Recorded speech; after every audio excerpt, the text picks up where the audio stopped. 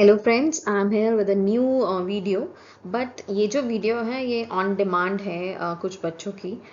Topic है इसका association of attributes. This topic is very much useful for the students of who are pursuing their BBA, their MBA और MCOM from any university.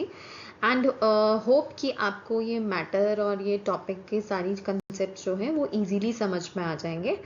फिर से वही, अगर पढ़ना है तो लाइक करो, सब्सक्राइब करो, नोटिफिकेशन बेल ऑन करो। कुछ नया कुछ करते हैं, कुछ सीखते हैं, मिलकर कुछ करेंगे। अच्छा लगे तो कमेंट जरूर करो। Start with the topic. तो जो हमारा टॉपिक है वो है एसोसिएशन ऑफ एट्रीब्यूट्स। अब देखो क्वेश्चन में दिख रहा है, हमें टॉपिक में दिख रहा है एसोसिएशन ऑफ एट्रीब्यूट्स, मतलब दो वर्ड्स हैं, एक एसोसिएशन और एक एट्रीब्यूट। तो पहले इन दोनों का मीनिंग डिस्कस करते हैं। Association measures the relationship between two phenomena whose size cannot be measured। तो एसोसिएशन क्या है? एसोसिएशन के थ्रू हम एक रिलेशनशिप को फाइंड आउट करते हैं दो ऐसे फिनोमेना के बीच में, दो ऐसे चीज़ों के बीच में जिनके साइज को हम मेजर नहीं कर सकते। Next is attribute, observed by the presence और absence of some qualitative characteristic. अब एट्रीब्यूट क्या है? हर एक के अंदर कोई ना कोई क्वालिटी होती है, हर एक के अंदर कोई ना कोई फीचर होता है, हर एक के अंदर कोई ना कोई कैरेक्टरिस्टिक्स होता है।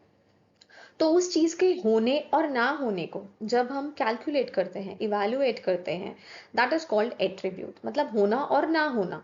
अब अगर हम एक फैक्टर लेकर चले, एक फीचर लेकर चले, एक एट्रीब्यूट लेकर चले जिसको हम बोलते हैं ब्यूटी, तो कोई किसी को बोलेंगे ज़्यादा सुंदर है, किसी को बोलेंगे कम सुंदर है, लेकिन वो सुंदर तो वहीं का वहीं रहेगा। दैट मीन्स ब्यूटी तो हर एक पर्सन के अंदर रहेगी रहेगी। तो दैट इज कॉल्ड एट्रीब्यूट। अब दोनों वर्ड्स को जोड़ दो, एसोसिएशन ऑफ एट्रीब्यूट्स, तो क्या मीनिंग बन गया? When we find out the relationship between two qualitative characteristics, means two attributes, that is known as association of attributes. Next topic is difference between correlation and association. Correlation is used to measure the relation between two variables. Association is used to measure the relation between two attributes. अब correlation क्या है? Correlation major करता है relation जो है दो variables के बीच में। सपोज डिमांड एंड सप्लाई है, इन दोनों के बीच में हमें रिलेशन मेजर करना है, तो that is called correlation. Association क्या है? एसोसिएशन मेजर करता है रिलेशन दो एट्रीब्यूट्स के बीच में। अभी बोला मैंने, हमारी ब्यूटी, हमारी इंटेलिजेंस, हमारी हाइट, हमारा वेट, ये सब चीजें क्या है? हमारे एट्रीब्यूट्स हैं। Second point, in correlation universe is classified in quantitative terms। Correlation में हम पूरे यूनिवर्स को कहीं ना कहीं क्वांटिटी की फॉर्म में, नंबर्स की फॉर्म में कहीं ना कहीं डिफाइन करके चलता है, क्लासिफाई करके चलता है। But in association of attributes universe is classified on the basis of presence और एब्सेंस ऑफ एट्रीब्यूट। मतलब एसोसिएशन ऑफ एट्रीब्यूट्स में यूनिवर्स में ये देखना है कि वो जो एट्रीब्यूट जिस पर हम स्टडी कर रहे हैं वो एट्रीब्यूट है या फिर नहीं है। होप आपको ये दोनों टॉपिक्स क्लियर होंगे, मीनिंग एंड डिफरेंस। आते हैं नेक्स्ट टॉपिक पर। हमारा जो नेक्स्ट टॉपिक है वो क्या है? Use of terms and notation. These are some important terms which you should remember अब in studying association of attributes. इसमें पहली टर्म आती है पॉजिटिव एंड नेगेटिव एट्रीब्यूट। ये जो पॉजिटिव एंड नेगेटिव एट्रीब्यूट है ये क्या बताता है? पॉजिटिव, सबसे पहले पॉजिटिव क्या बताता है? Positive attribute shows the presence of N attribute, मतलब किसी चीज के होने के बारे में जब बता रहा हो तो उसको हम पॉजिटिव एट्रीब्यूट बोलते हैं।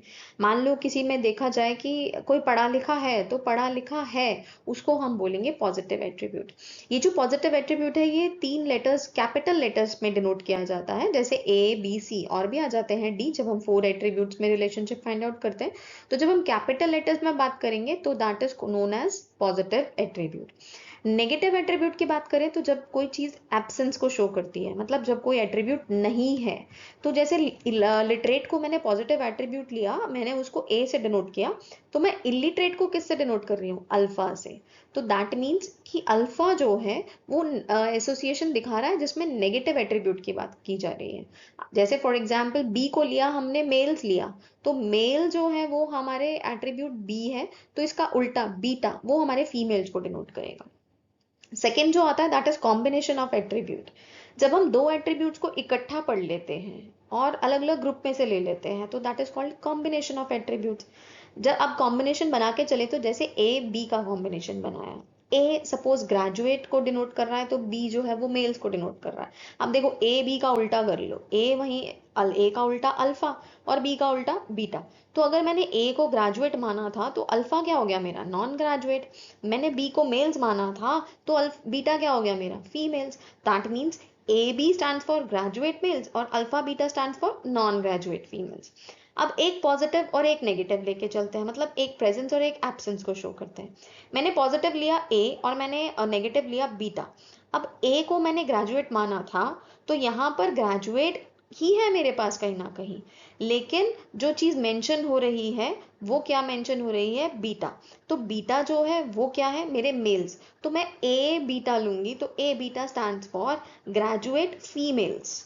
इसी तरह से मैं अल्फा बी लूंगी तो अल्फा हमारा उल्टा हो जाएगा ग्रेजुएट का, दैट मीन्स नॉन ग्रेजुएट आ जाएंगे। और बी को हमने क्या लिया है, मेल्स, तो that means non graduate males हो गए आपके पास अल्फा बी। थर्ड पॉइंट आता है क्लास फ्रीक्वेंसी। क्लास फ्रीक्वेंसी का मतलब जितनी ऑब्जर्वेशंस उस एक पर्टिकुलर क्लास में लाइक करती हैं, that is called class frequency. The number of observations following in each class is called its class frequency.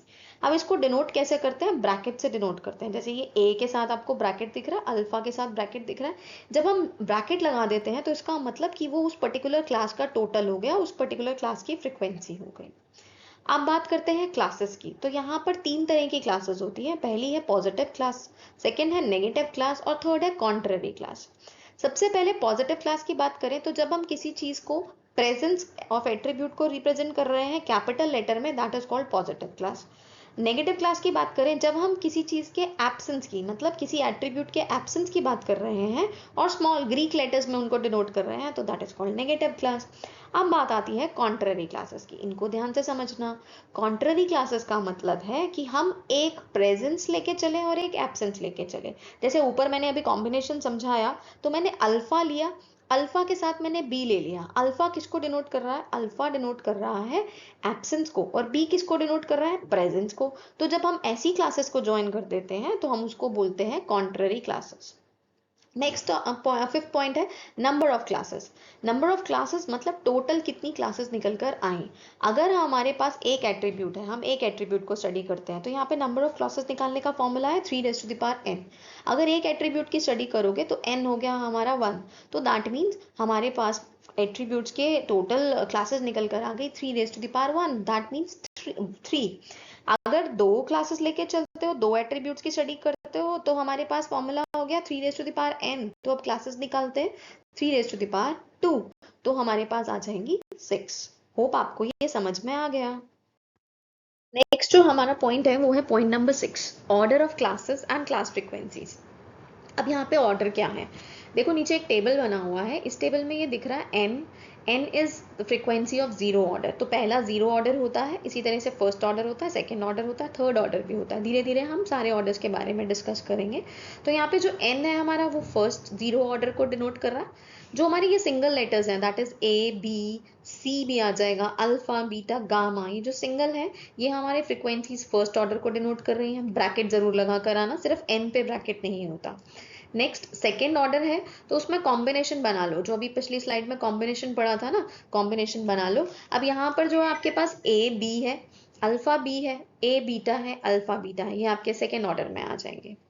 Next आता है ultimate class frequencies. Ultimate class frequencies का मतलब हमें नंबर ऑफ अल्टीमेट क्लासेस निकालनी है। सिंपल पहले समझाती हूँ।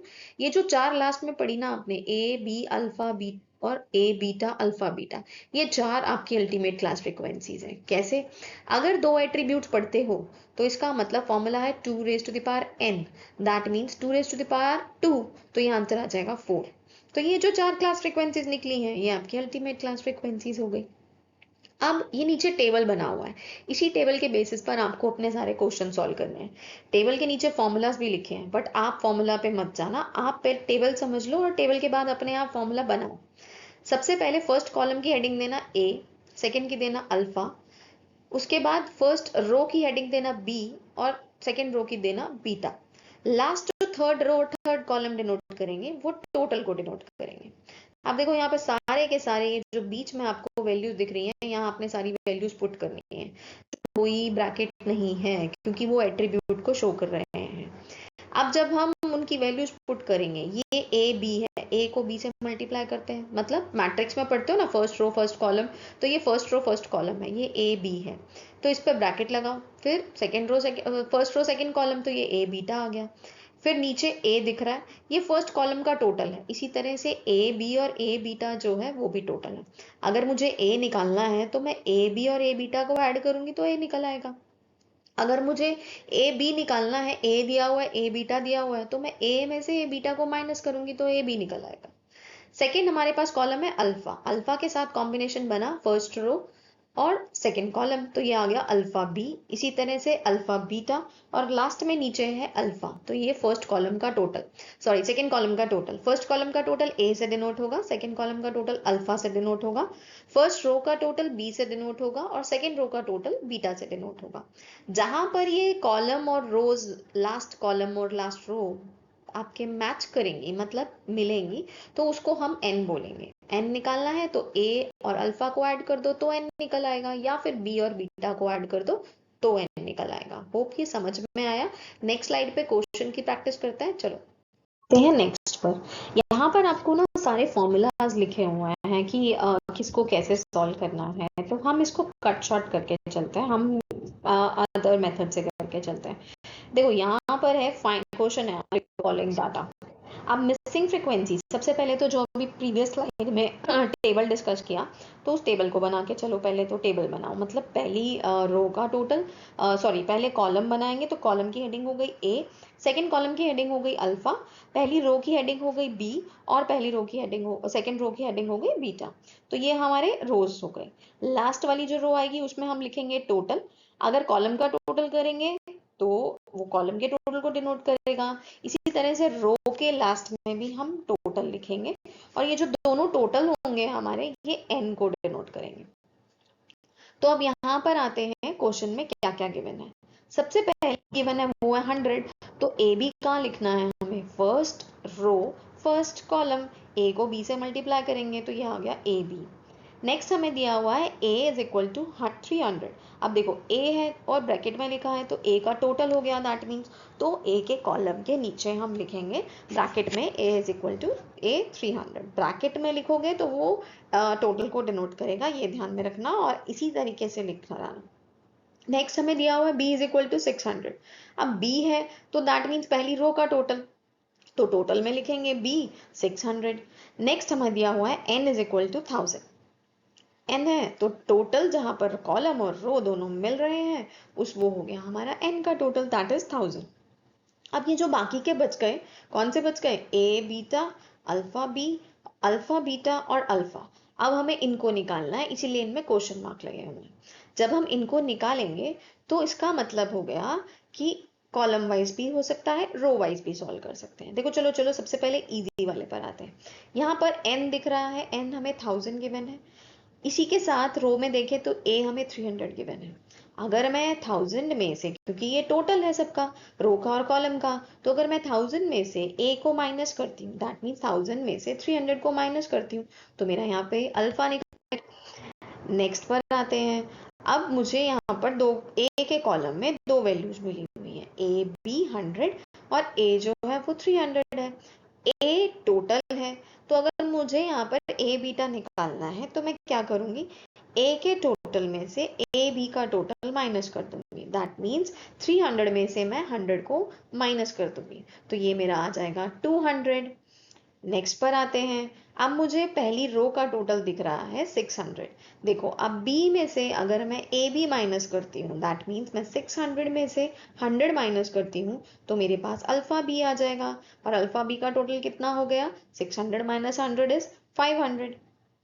सेम जब आप ए बीटा और बीटा निकाल लोगे, बीटा निकालना भी बता देते हैं। बीटा कैसे निकालना है, एन के टोटल में से बी का टोटल माइनस करना है, तो हमारे पास बीटा की वैल्यू आ जाएगी, मतलब 1000 में से 600 माइनस करना है, तो ये आ गया 400।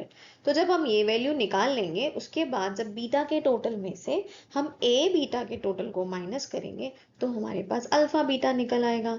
जब ऐसे स्टेप बाय स्टेप निकालते जाओ, तो फॉर्मूला लर्न करने की बजाय जैसे जैसे माइनस करते जा रहे हो, वैसे वैसे फॉर्मूला खुद से बनाते जाओ, तो वो सॉल्व करना ज्यादा इजी हो जाता है। होप की समझ आ रहा है। You guys have understood the topic. देखो अब हमने जैसे जैसे निकाला ये फॉर्मूलाज लिखे हुए हैं, तो अब हम इन फॉर्मूलाज को इस तरीके से यूज कर सकते हैं। मतलब आपको फॉर्मूला रटने की जरूरत नहीं है, बस इस चैप्टर के क्वेश्चंस के अंदर ये ध्यान रखना कि आपको ब्रैकेट्स लगाना बहुत ज्यादा मैंडेटरी है। तो जब फॉर्मूला लिखते हो तब भी ब्रैकेट जरूर लगाना। प्रीवियस स्लाइड में मैंने आपको कुछ मेथड्स दिखा दिए हैं, तो आप वहाँ पे ब्रैकेट जरूर लगाना, ये मिस्टेक बहुत ज्यादा होती है। अब देखो नेक्स्ट क्वेश्चन है, find the missing frequencies from the following data. हमें गिवन है alpha beta B, alpha beta. अब देखो सबसे पहले वही सेम चीज, कॉलम का टोटल कर लो। कॉलम जो है वो ए को डिनोट करेगा फर्स्ट, सेकंड अल्फा को डिनोट करेगा, और पहली रो जो है वो बी को डिनोट करेगी, और दूसरी रो जो है वो बीटा को डिनोट करेगी। थर्ड रो और थर्ड कॉलम हमारे टोटल को डिनोट करते हैं। जहां पर कॉलम और रो दोनों मैच कर रहे होते हैं वो हमारा एन होता है। अब जो जो वैल्यूज आपको क्वेश्चन में गिवन है उनको पुट कर दो। जैसे फर्स्ट हमें गिवन है अल्फा बीटा, तो हमने सेकेंड रो के सेकेंड कॉलम के अंदर हमने वैल्यू डाल दी अल्फा बीटा 500। नेक्स्ट हमें दिया हुआ है B, that means first row का टोटल है, तो फर्स्ट रो में थर्ड कॉलम में हमने वैल्यू डाल दी B is equal to 600। Next हमें गिवन है अल्फा 500, सिंगल अल्फा है ब्रैकेट में है, तो दैट मीन्स वो टोटल है, तो हमने सेकेंड कॉलम के थर्ड रो में लिख दिया अल्फा 500। नेक्स्ट हमें गिवन है बीटा 1000, बीटा है तो इसका मतलब टोटल है, तो वो बीटा जो हमारी सेकेंड रो है और थर्ड कॉलम है तो उसमें हमने बीटा लिख दिया 1000। अब हम क्वेश्चन को स्टार्ट करते हैं। हम n को कैसे कैलकुलेट करेंगे, n क्वेश्चन मार्क है हमारे पास। n को कैलकुलेट करने के लिए b प्लस बीटा, ये हमारा n हो जाएगा, दैट मीन 600 प्लस 1000 करेंगे तो 1600 आ जाएगा। अब नीचे फॉर्मूला बना दो जैसे कैलकुलेट किया। अब 1600 निकाल लिया, इस 1600 में से जब हम अल्फा का टोटल 500 माइनस करेंगे तो हमें a मिल जाएगा। a कितना आ गया 1100। इसी तरीके से जब हम बीटा देखते हैं तो बीटा हमारा 1000 है और अल्फा बीटा हमें गिवन है 500, तो हम इस रो को माइनस कर सकते हैं, दैट मीन्स बीटा में से अल्फा बीटा माइनस कर सकते हैं, तो हमारे पास ए बीटा आ जाएगा। ए बीटा कितना आ जाएगा 1000 माइनस 500 दैट इज 500। जब हम इस तरीके से सब वैल्यूज निकाल लेते हैं और हम टेबल में वैल्यूज पुट करते हैं तो साथ साथ नीचे फॉर्मूला बनाते हैं। अब अगला एग्जाम्पल जो है एग्जाम्पल नंबर 3, वो आपके लिए है। आपको टेबल बनानी है, सॉल्व करनी है और उसके बाद कमेंट बॉक्स में आंसर को मेंशन करना है। अगर समझ आया है तो आंसर जरूर मेंशन करोगे, और अगर समझ नहीं आया तो कमेंट बॉक्स में लिखोगे कि समझ में नहीं आया, तो हम दोबारा ट्राई करेंगे। लेकिन सॉल्व जरूर करना, टेबल बनाना, उसके ब्रैकेट्स जरूर लगाना और कमेंट सेक्शन में अपने आंसर्स को मेंशन करना, ताकि पता लग सके कि आपके आंसर्स ठीक हैं या नहीं है। Thanks for watching the video. Hope आपको वीडियो पसंद आई होगी। पसंद आए हो तो लाइक करो, शेयर करो, सब्सक्राइब करो, अपने फ्रेंड्स को भी पढ़ाओ, खुद भी पढ़ो। देखो अब अगर समझ नहीं आई होगी तो ये दिख रहा है मैंने थैंक्स फॉर वॉचिंग कैसे लिखा है, खिचड़ पिचड़ में लिखा है ना, मतलब गंदे ढंग से लिखा है ना। तो अगर समझ नहीं आई होगी तो आपका हाल भी यही होगा, लेकिन अगर समझ आई होगी तो थैंक यू कमेंट सेक्शन में बढ़िया सा लिखना।